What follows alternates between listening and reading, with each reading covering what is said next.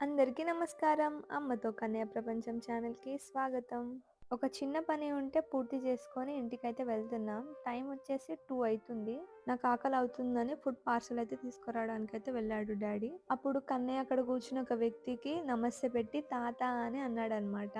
అప్పుడు ఆ వ్యక్తి సడెన్‌గా లేచి రోడ్ క్రాస్ చేసి కిరాణా షాప్‌కైతే వెళ్ళిపోయాడు. ఏంది నమస్తే పెట్టకుండా వెళ్ళిపోతున్నాడని అనుకుంటున్నాం మమ్మీ నేను. ఇక్కడ మేమేమో కన్నయ్యని ఆడిపిస్తా ఉన్నాము. కానీ ఆ వ్యక్తి మళ్ళీ తిరిగి వచ్చి కన్నయ్యకైతే లాలీపాప్ 2 కొనిచ్చాడనమాట.